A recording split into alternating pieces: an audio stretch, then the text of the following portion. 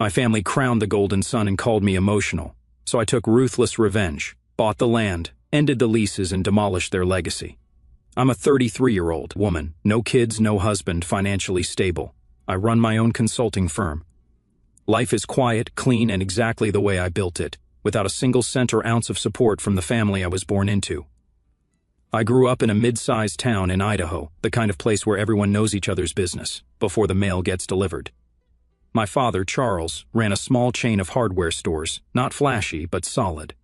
The stores were inherited from his father, who was apparently some kind of local legend for building something from nothing. My dad loved that line. He repeated it like a sermon. There were just 4 of us in the house growing up: me, my dad, my mom, and my younger brother Caleb, who's 2 years younger. From the start, it was clear who the heir was. Caleb was the golden boy. My dad didn't even try to hide it. He was being groomed for leadership by the time he was 12, while I was told to help my mother or stay out of the way. When I was 15, I told my dad I wanted to go to college out of state. His exact words were, "I'm not wasting money on a girl's education. Girls go to college just to find a husband." He said it without flinching. My mom just sat at the kitchen table, staring down at her coffee like she could fall in and disappear. She didn't agree, not really, but she never argued with him either. I think she was afraid of what would happen if she did. So I left at 18 with a full scholarship and a suitcase that barely zipped. I worked nights at a diner and weekends tutoring math. I took out loans. I ate discount ramen and stretched every penny until it screamed. But I made it through. I graduated top of my class, got an entry-level job in accounting, then worked my way up into corporate finance. 7 years ago, I started my own consulting firm. I now have 6 employees and more clients than I can handle. Not once has anyone in my family acknowledged any of that. Not when I graduated. Not when I landed my first big promotion. Not when I bought my first house at 28. I sent a Christmas card with a photo of my new place that year. I never heard a word back. Meanwhile, Caleb got a car at 16. He got a job at one of the stores right after high school, and by 22, he was already being referred to as the future CEO. My dad gave him everything: access, mentorship, money, even co-signed on his first house. But Caleb never had a clue what he was doing. He hired the wrong people, let shelves go half empty, didn't know how to manage inventory, and thought Facebook ads were a waste of time. It was a mess. The business started slipping a few years ago. The town had changed. People shopped online more, and big box stores were eating into their base. My dad refused to adapt.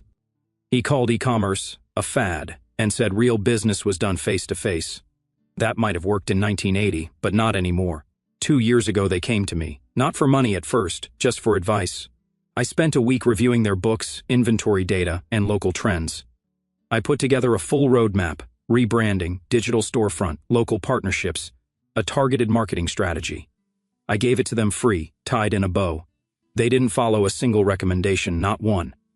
A few months later, they came back again, this time asking for a loan.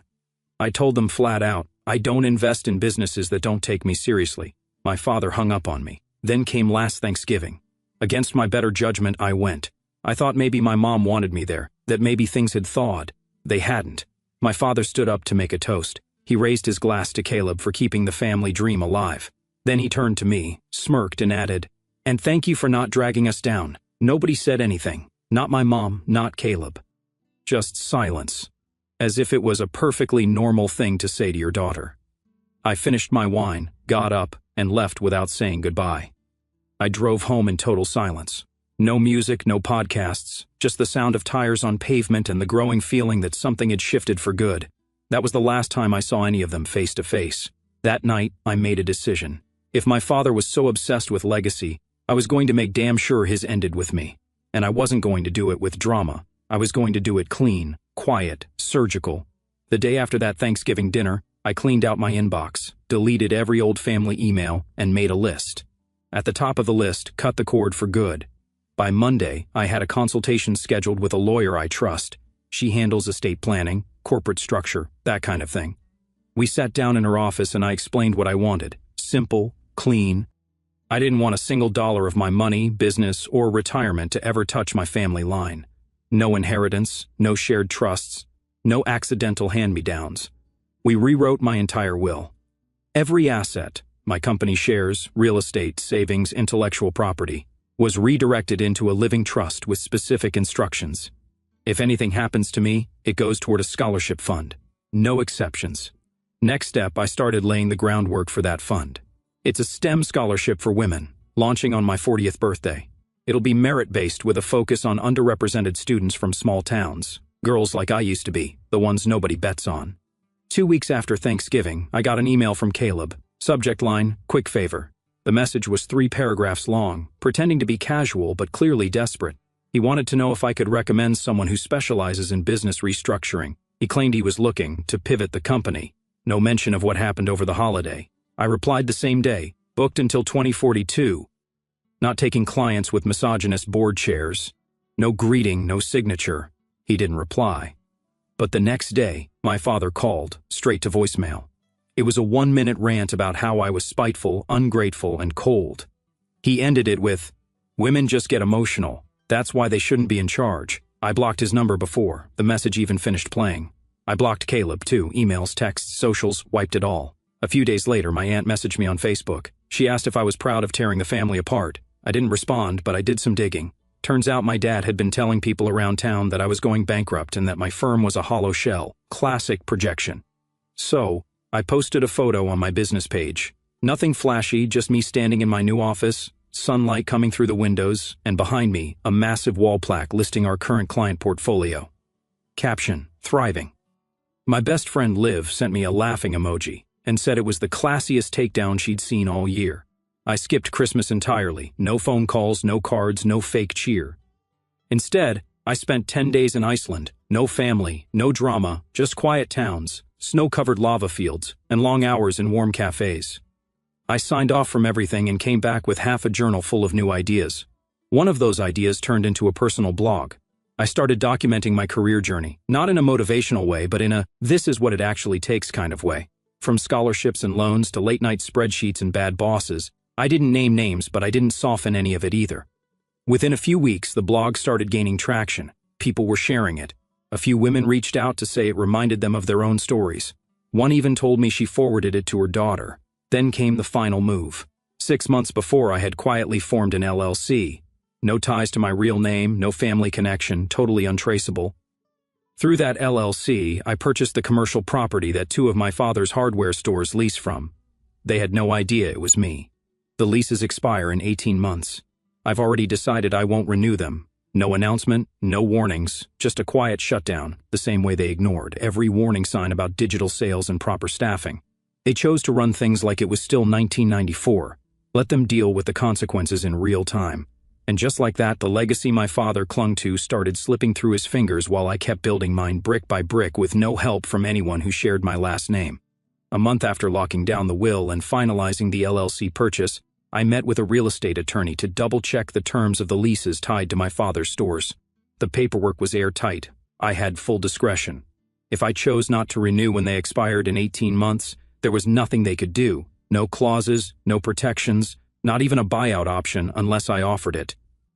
A week later, I got an email through the contact form on my blog. No name, just an anonymous address. Attached were 8 photos from inside one of my father's stores. Empty aisles, a broken HVAC unit with a handwritten sign taped to it, shelves with outdated packaging. One section had a stack of expired caulking tubes that should have been thrown out a year ago. I ran the photos through metadata tools. Timestamps matched. They were real. I hired a private investigator to do a full inspection. On paper, he was acting as a consultant looking for commercial investment opportunities in the area. What he found was worse than I expected.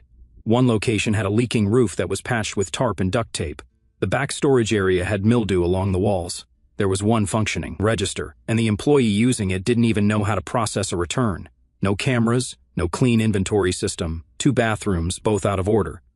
According to him, it was a borderline code violation across the board. I contacted my lawyer again and asked about the local ordinances. Turns out, as the property owner, if the business fails a formal code inspection, I can terminate the lease early, no court needed. All I have to do is report it. I didn't act right away. I wasn't sure if I wanted to watch it fall apart slowly or if I wanted to be the one to tip it over. Then, out of nowhere, one of Caleb's former employees reached out. She found my blog and figured out who I was. She told me Caleb owed her 3 months of back pay and never gave her a proper separation notice. She sent screenshots, texts, schedules, pay stubs, all legit. That made 3 ex-employees who'd come forward. None of them were looking for anything. They just wanted to vent, share proof, and in one case warned me that my father was telling people I was trying to destroy the business out of jealousy. I started documenting everything, not to take legal action, at least not yet, but to keep in my pocket in case they tried to drag my name through the mud publicly. I wasn't going to let them rewrite the story. Around that time, a producer from a small business podcast reached out. One of their researchers had read my blog and wanted to feature my story, anonymously, if needed. I haven't said yes yet, but I bookmarked the email. Then came the letter from my mom, handwritten, shaky, probably mailed from the library because I doubt she knew how to use email. She said she regretted staying silent over the years, but she hoped I could show mercy before it was too late. I didn't respond. 3 days later, I got an email from a business broker representing an interested party. It didn't take long to figure out who it was. Caleb was trying to sell the hardware stores to me. He called it a strategic, family handoff, offered it at a steep discount, citing changing market conditions and real estate value.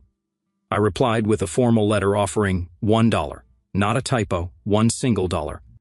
I told them I'd bulldoze the stores and plant trees. There was no response, but I did get a DM from Caleb's wife on Instagram. She told me I was tearing apart something bigger than myself. I didn't reply to her either. A week later, my father showed up at my office. He made it past the building's front desk but got stopped at my firm's reception. Security escorted him out before he could step into the main hallway. He left behind a sealed envelope. Inside was a single sheet of paper written in all caps with shaky handwriting, "Your success is hollow. Family is forever." I threw it in the shredder, but I kept the envelope. I don't know why. That night, I started journaling again. Not to document anything, not to process what happened, just to clear my head. Nothing in that journal is about them. It's the first time in my life I'm writing and not waiting for someone to notice. Meanwhile, the stores are getting quieter. My source said they let go of another part-timer last week, and I haven't even started pressing yet. I decided not to pull the plug early. Legally, I could have reported them for code violations and shut the stores down within weeks, but it was more effective to let it rot slowly. The leases expire in 18 months. I can wait. Watching them unravel in real time without lifting a finger has its own kind of impact. While the stores limped along, I listed the properties for sale quietly. The listings went up through a private broker, listed under the LLC. No names, no breadcrumbs, just commercial real estate with redevelopment potential. A few weeks in, a regional development firm reached out. They were looking to build mixed-use housing and a co-op grocery focused on sustainability, women, and community-centered values. The irony practically wrote itself. They loved the location and asked for an appraisal. I ordered a full evaluation from an independent assessor. The numbers came back higher than I expected. Even with the buildings in poor shape, the land alone was worth more than the whole hardware chain had made in the last fiscal year. Meanwhile, the internal collapse continued. One of my contacts, a former employee of Caleb's, forwarded me a mass layoff email. Caleb had cut half the remaining staff, blaming seasonal downturns and budget realignment. The email was riddled with spelling errors and copy-pasted legal disclaimers.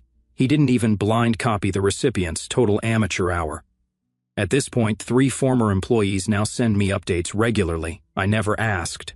They just want to see him fail. One even started a private Slack group with others who've worked under him. Apparently, it's part venting space, part documentation hub. Then came the internal email leak. One of the ex-staff still had access to a shared mailbox. She forwarded me a thread where Caleb blamed everything on a greedy landlord who had raised the lease rates without warning. He claimed they were being financially bullied and would be forced to close if they couldn't negotiate new terms. He never once mentioned that the lease hadn't changed and that the landlord was me. I sent the thread anonymously to a local reporter who covers small business issues. 3 days later, the article went live. The headline, "Mismanagement or Market Change Killing This Local Hardware Chain." The piece was brutal. No defamation, just facts: employee turnover, empty shelves, declining revenue, poor leadership. Caleb lost it. He posted a Facebook rant calling out traitors, snakes, and fake feminists who ruin local businesses with their egos. Caps lock, emoji abuse, typos everywhere. The comment section got wild. Some of his friends chimed in, others called him out, and a few posted links to the article under his own post. Then he tried to message me. A burner Facebook profile, no photo, weird name, barely any info. The message just said, "We need to talk. There's still time to fix this." But the phrasing was familiar. Caleb's writing style is easy to spot once you've read enough of his desperate pitches. I blocked the account instantly. Then I shut down my old Facebook altogether, deactivated it, wiped everything. No friends list, no tagged photos, no mutuals to use as messengers. I wasn't giving them another way in. That same week, a letter showed up at my office, hand-delivered. My receptionist recognized the handwriting from the last time and tossed it in the shredder, just as I told her. It was from my mom. She hasn't spoken to me in person in over a year, but she's still trying to send messages through side doors. The last one said she hoped I'd remember who your real family is. I guess this one didn't get a chance. At my next therapy session, I brought it up. Not the drama, just the strange quiet. I'm technically winning. My company is thriving. The properties are valuable, and the legacy they worshipped is cracking, but it doesn't feel like a celebration. Then my broker called with a heads up. One of the buyers interested in the properties was backed by a silent investor. That investor used to be involved with Caleb's expansion plan years ago. The same guy who tried to franchise the stores before everything tanked. I pulled the offer, relisted quietly, and went back to watching the clock run out on them. Not me. After pulling the last buyer, the listing sat for 3 more weeks before a new inquiry came in. This time, it was from a women-led development group based 2 towns over. They had plans to redevelop the property into low-rise housing and a co-op grocery, exactly the kind of thing the town actually needs now. The best part? They had zero interest in renewing the current leases. Their project timeline starts 4 months before Caleb's lease is set to expire. I didn't even have to ask. They already planned to clear the buildings. With the deal almost sealed, I made one more move quietly. I sent an anonymous $5,000 donation to one of the ex-employees who first leaked Caleb's store conditions. She'd mentioned going back to school. A few weeks later, I saw on LinkedIn that she enrolled in a design certification course. She never knew the money came from me.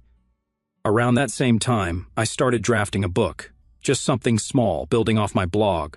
The working title, Generational Failure Isn't Genetic. It's not a memoir. It's a blueprint. Career decisions, boundaries, exit plans, no sugarcoating.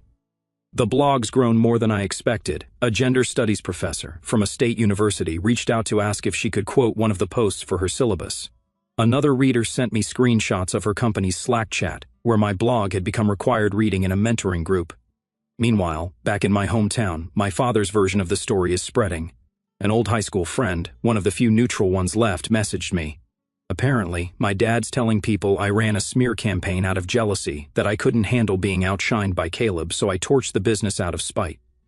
I didn't respond to the rumors. I wrote a blog post instead. It wasn't angry, just direct. I laid out the full timeline, what I was offered, what I declined, what I documented. I ended it by saying, this wasn't revenge. This was me saying no loud enough for them to hear this time. I finally accepted the podcast interview that had been sitting in my inbox. We recorded it over Zoom, edited it for privacy, and it went live on a Tuesday morning. By that evening, my inbox was flooded. Small business owners, students, teachers, estranged daughters, people who'd never spoken up until they heard someone else go first. 2 women in business conferences sent speaking invitations. I accepted one. I'll be a panelist next fall. And then something happened that I didn't expect. A letter arrived at my office, addressed in careful handwriting. Inside was a note from Caleb's 7-year-old daughter. She said she didn't understand everything that was happening, but she hoped we could be friends one day. She liked art and swings and her new shoes. It was sweet. It was innocent. That night, I cried for the first time in months. Not for Caleb, not for my father, for her, for what she might grow up believing if no one ever teaches her to question it. At my next therapy session, I brought up the letter. My therapist said something that stuck. Generational change isn't clean. It starts with discomfort. She's right. I'm not here to save them, but maybe I can carve a new path for someone else. The scholarship fund paperwork is officially filed now. It's real. The name on it isn't mine. It's my grandmother's, Eleanor, my dad's mother. Quiet, brilliant, and ignored in all the same ways. Liv offered to help manage the fund. She's not just a best friend anymore. She's family, the kind I got to choose. Last weekend, I drove through town for the first time in 5 years. I didn't stop, just slowed down as I passed one of the stores. The windows were dusty. The sign was half faded. No lights, no cars in the lot. Just a dead storefront clinging to a name that doesn't mean anything anymore. A few weeks ago, I got a forwarded email from someone I hadn't spoken to in years. My old college roommate, Jenna. She works in regional grant funding now, mostly small business development programs. The forwarded message was a funding application. The name on it wasn't familiar, but the wording gave it away almost instantly. Phrases like resilient local entrepreneur, blindsided by predatory leasing, and fighting to preserve a family legacy. It was Caleb trying to get state-backed financial support using buzzwords he barely understood. Here's the twist. I've been consulting for that exact grant program since early spring. I'm not a decision maker, but I help evaluate viability and risk. Caleb had no idea I was even in the loop. I recused myself from the review panel immediately to keep it clean. But I did inform the board that the applicant had a history of operational mismanagement, unpaid staff, and multiple failed restructuring attempts. They flagged the file. 3 days later, the application was officially rejected. The formal reasoning, unfit for operational independence. I didn't plan on hearing from him again after that, but less than 2 weeks later, my firm's general inbox got a new inquiry. The sender claimed to be with a company called West Pines Tools, looking for help optimizing a regional supply chain model. The writing style was familiar, too familiar, same grammar quirks, same overuse of passive voice. I had it traced. The email's metadata pinged back to a device associated with Caleb's previous business registration, another burner. We blocked the domain permanently. After that, I asked my tech guy to build out a digital firewall, personal and professional website protections, IP tracing, social blocks, and admin-only access across all platforms. No more loopholes, no more random messages slipping through.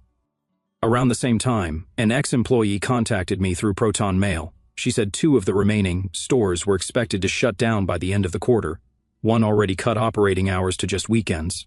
The other had no functioning HVAC and was using plug-in fans to keep the place open. That same week, my aunt, Dad's sister, reached out through a mutual connection, not directly, just a pass this along type of message. They were organizing a family estate auction to clear things out and wanted to know if I was interested in attending or taking anything sentimental. I sent back a single line, your auction, your mess. I'm not your legacy cleanup crew. Then came the fire. One of the storefronts, ironically, the one where Caleb first started as a cashier, had an electrical short in the back room, years of neglected wiring, overloaded circuits, and a broken exhaust fan. It didn't burn the building down, but the smoke damage hit everything in storage. The insurance payout barely covered the cleanup. 2 days later, the online store for their chain announced an end-of-line inventory clearance. I browsed through it out of curiosity. Most of it was outdated tools and dusty clearance paint, but one item stood out, a single 16-ounce claw hammer. I bought it. When it arrived, I opened the box in my office and just stared at it for a while. No engraving, no special markings, just a plain hammer from a dying business.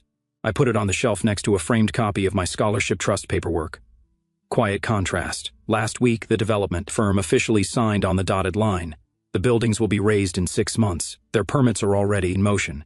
The architectural drafts are public now. Nothing from the old structure will remain. One last message came in. Caleb's wife used her sister's account to send it. She said they were worried about the children. That the situation was hurting people who had nothing to do with the past. It was a long message, emotional, guilt-laced. I didn't answer. Silence is the only thing they ever gave me. Now it's what they get in return. The demolition started on a Monday morning. No ceremony, no audience, just me standing across the street with a coffee in hand while the bulldozer tore through the front wall of the first store my father ever opened. It was fast. A few hours later, the roof was gone. By the afternoon, the structure was nothing but a pile of bricks and broken signage. The crew didn't even pause. Construction fencing went up that same day. A temporary sign hung from the barrier, future site of Juniper Commons, women-led living. I didn't take a photo. I didn't speak to anyone. I watched, then I left. The next morning, I published my final blog post, titled Not Every Legacy Deserves to Survive. It marked the end of that chapter. No dramatics, just facts, lessons, and a clean close. The development team invited me to say a few words at the groundbreaking event. I declined. I wasn't doing this for the press, or the praise. I didn't need a podium to validate what was already done. That same week, the Eleanor M. Foundation officially launched, named after my grandmother, my dad's mother. Quiet, overlooked, but smart as hell. The scholarship fund awarded its first round 5 recipients, 2 in mechanical engineering, 1 in architecture, 1 in chemistry, 1 in computer science. Each of them sent handwritten thank you letters. One of them said she planned to use her degree to start a nonprofit of her own one day. That one now sits framed on my desk.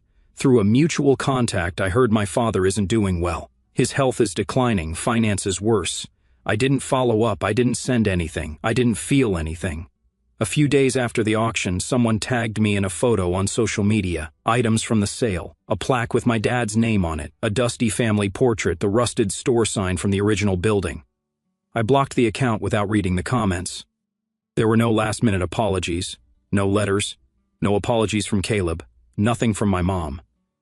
No one reached out again. And that, honestly, was the final closure I didn't know I needed. The last parcel of property sold last week. With that, my family no longer owns a single square foot of the town they once bragged about building. Not 1 square inch. I updated my will one last time. No living family member can contest it. The paperwork is locked, notarized, and backed up across 3 legal platforms. They can't touch a thing. A few days ago, I drove out to the cemetery where my grandfather is buried. I left a single white stone on his grave. No flowers, no note, just a whisper. It ends with me. I live in a small cottage by the coast now. Mornings are for walks, evenings are for books. No legacy to protect, no expectations to carry. Just me. Finally, just me.